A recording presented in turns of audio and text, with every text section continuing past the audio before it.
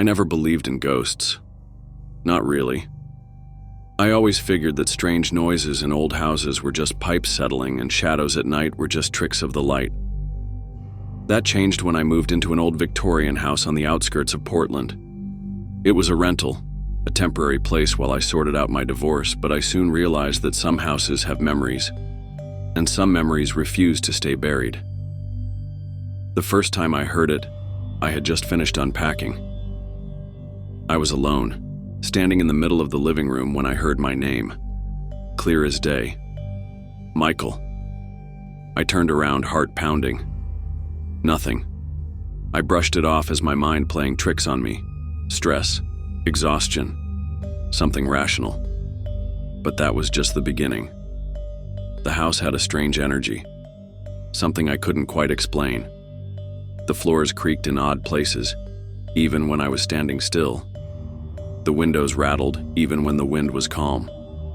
And at night, there was an oppressive silence, the kind that made you feel like someone was holding their breath just behind you. One evening, I was in the kitchen, washing dishes, when I heard footsteps in the hallway.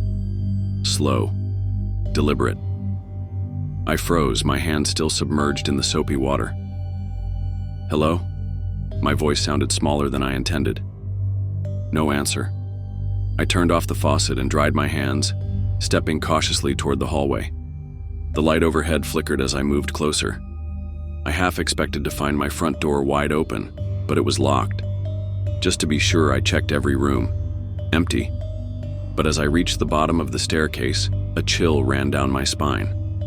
A single wet footprint at the base of the stairs. I didn't sleep that night. The next day, I called the landlord. "Has anyone ever mentioned strange things happening in this house?" I asked, trying to keep my voice even. There was a pause, then a sigh. "You should probably talk to your neighbor, Mrs. Larkin. She's lived next door for 50 years. That afternoon, I knocked on Mrs. Larkin's door. She was an older woman, maybe in her 70s, with kind eyes and a sharp wit. I barely had to finish my sentence before she nodded knowingly. "You heard it, didn't you?" she said. I swallowed hard. "Heard what?" She sighed, stepping aside and motioning for me to come in. "The house, it calls to people. Always has." I sat across from her as she poured tea.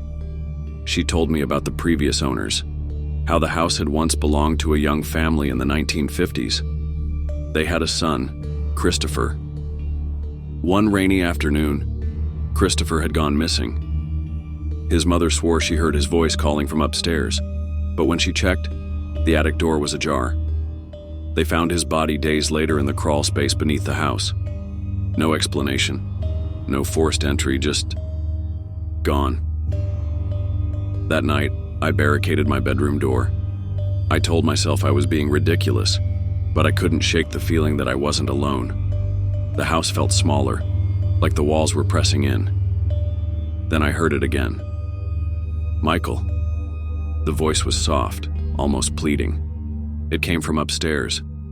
I pulled the blanket over my head like a child, forcing my eyes shut.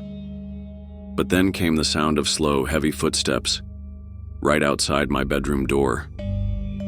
I must have drifted into some fitful, restless sleep, because I woke up just before dawn. The first thing I noticed was the bedroom door, wide open.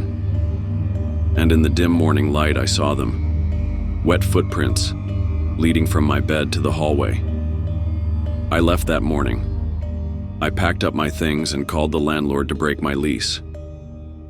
I didn't care about the money, I just needed to be gone. Before I left, I glanced back at the house one last time. The attic window, which had always been shut, was now open. And just for a moment, I thought I saw a shadow standing there watching me. Some houses don't want to be lived in, and some ghosts don't want to be forgotten.